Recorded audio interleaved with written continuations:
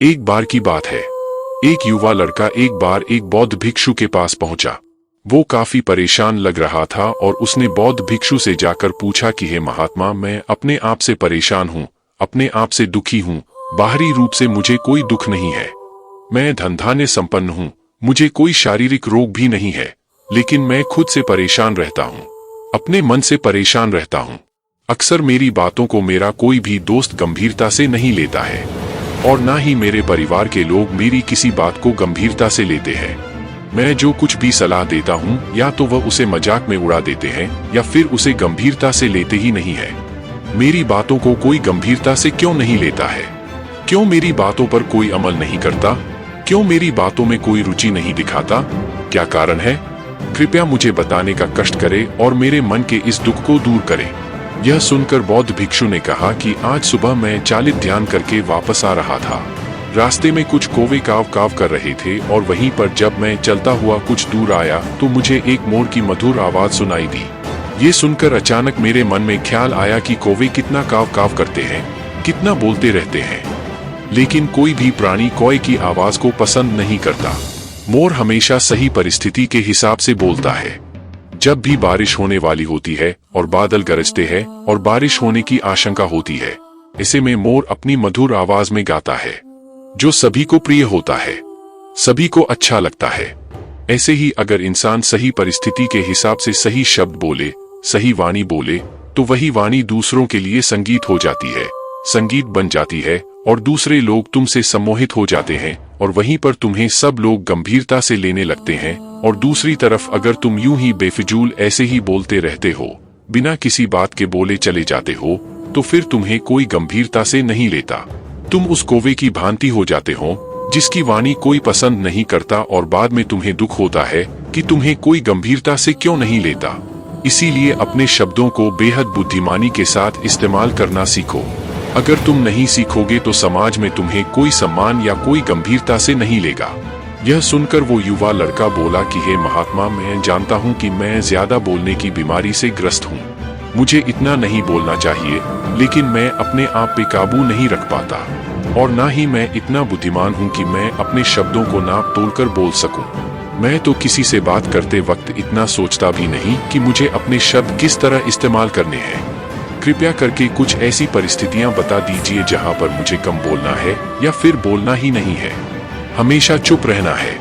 अगर आप मेरा ऐसे मार्गदर्शन कर सकते हैं तो मेरा जीवन आसान हो जाएगा और मुझे ज्यादा दिमाग या अपनी बुद्धि लगाने की भी जरूरत नहीं पड़ेगी। यह सुनकर बौद्ध भिक्षु ने मुस्कुराते हुए कहा कि बेटा, वैसे तो इंसान को हर परिस्थिति में सोच समझकर ही बोलना चाहिए, लेकिन अगर वो हमेशा होश में नहीं रह पाता है, ध्यान में नहीं रह पाता है, तो मैं तुम्हारे दैनिक जीवन की कुछ ऐसी परिस्थितियां बता रहा हूं जहां पर तुम्हें हमेशा चुप रहना है।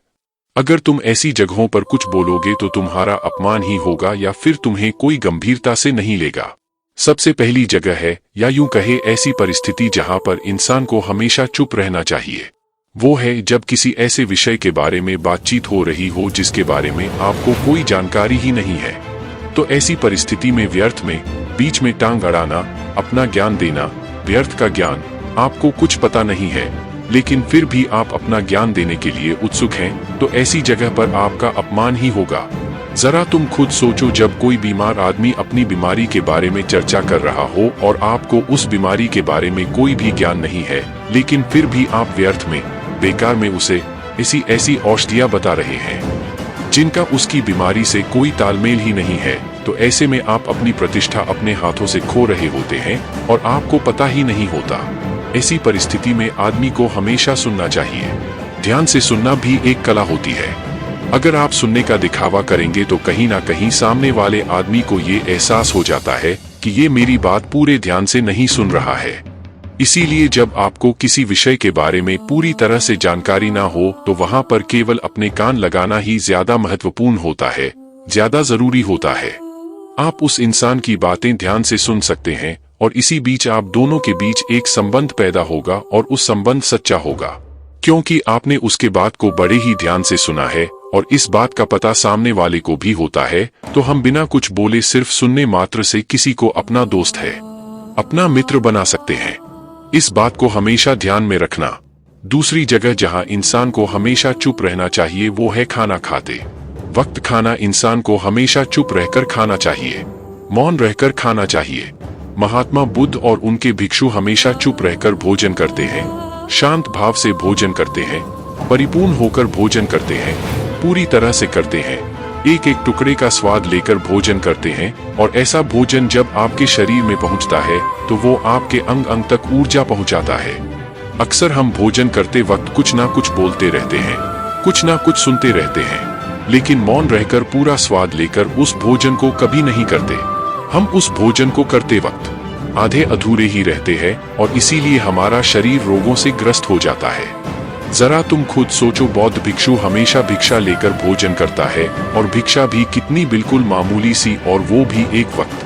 तो एक वक्त भोजन करने के बाद भी वो इतने स्वस्थ रहते थे, इतने उत्साह, जोश और आनंद से भरे होते थे। और हम तो इतना खाना खाते हैं, इतनी सारी भोजन की सामग्री हमारे लिए उपलब्ध होती है, लेकिन हमारे शरीर में कोई ऊर्जा नहीं होती। इसका सबसे बड़ा कारण होता है कि हम अपना भोजन होश में नहीं करते हैं, परिपूर्ण होकर नहीं करते हैं, मौन रहकर नहीं करते हैं। इसीलिए अपना भोजन हमेशा मौन रहकर ही करो।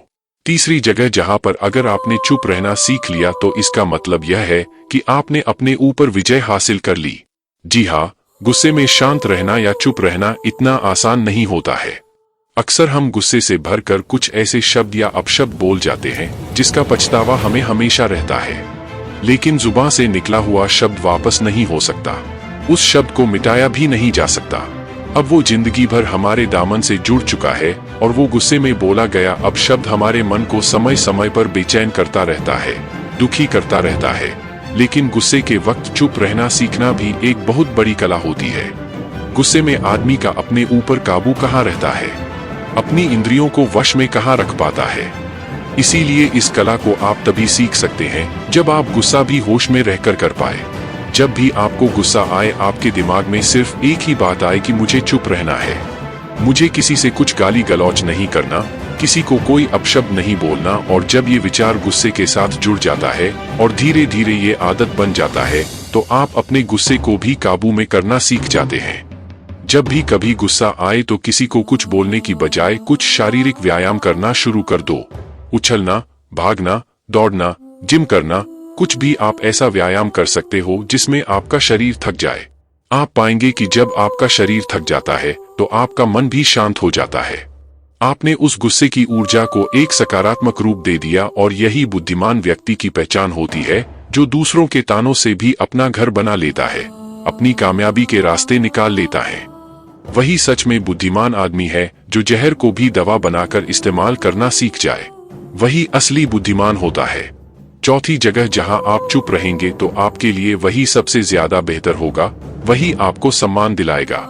चौथी जगह है जब चार लोग आपस में बैठकर बातें कर रहे हो, कोई बैठक कर रहे हो, तो वहां पर जब चार लोग बात कर रहे होते हैं तो चारों लोग एक साथ तो बात कर नहीं सकते।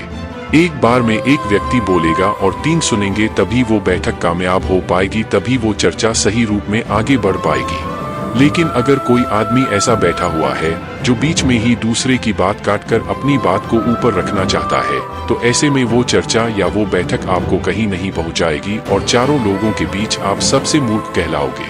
अगर आपको अपनी बात कहनी है तो सामने वाले को अपनी बात पूरा करने दो, उसके बाद अपने विचार रखो।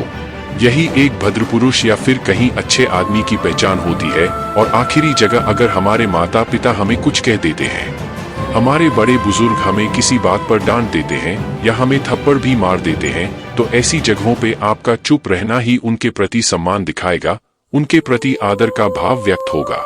अगर आप उनके सामने उनका विरोध कर देते हैं, उनका प्रतिरोध कर देते हैं, तो वो गुस्सा तो थोड़ी देर बाद शांत हो जाएगा, लेकिन वो कही गई बात, वो विरोध किया हुआ शब्द या फिर कुछ भी उल्टा सीधा हमेशा आपके मन को सताएगा और आपके माता पिता को हमेशा यही लगेगा कि आज ये हमारी इज्जत नहीं करता, आज ही हमारी बात नहीं मानता क्योंकि ये कमाने लग गया है, ये बड़ा आदमी बन गया है। ऐसी ऐसी बातें उठेंगी, ऐसे ऐसे तंज कसे जाएंगे। इसीलिए ऐसी जगह पे आप मौन रहिए, चुप रहिए, कुछ मत बोलिए, अपने गुस्से